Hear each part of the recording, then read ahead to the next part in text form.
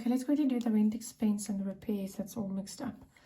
First, before I look at the 290, I want to do the 800 Rand because that's much easier to work out. You've got 8,800 Rand in your trial balance for your rent expense, okay?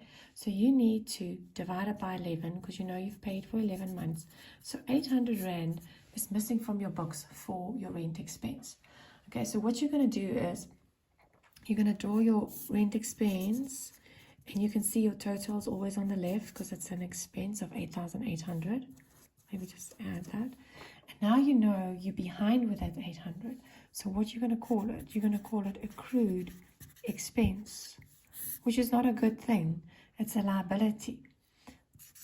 So 800 Rand is going to go in there, and 800 Rand is going to be added there. So that your number that you've got is correct for 12 months and not just 11.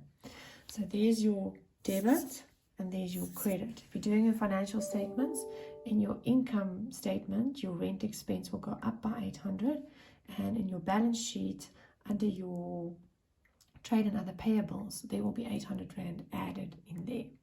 But now you've got a bit of problem because there's something called sundry expenses. Okay, a repair that was done, and then it was 290 Rand. So whatever the total is for sundry expenses at the moment, and then you've got 290 Rand in there that should not be in there. You shouldn't have had to pay that. That is the landlord's job to pay that. So take the 290. Let me just do a different color now. Otherwise it gets way too confusing. Let me take the 290 out of there. Okay. So what does that mean? I've got a credit. And they mention that next time when I pay, and when's the next time when I pay? Not next year.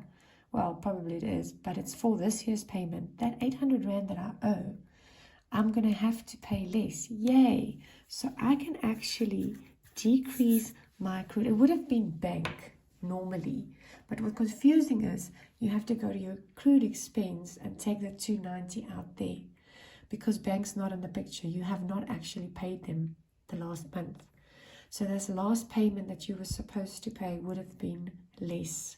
It would have been 290 less. So there's a credit, there's a debit. Income statement, you're going to take 290 out of sundry expenses. And then in your balance sheet, going back to trade and other payables, your accrued expense is going to be 800 minus that.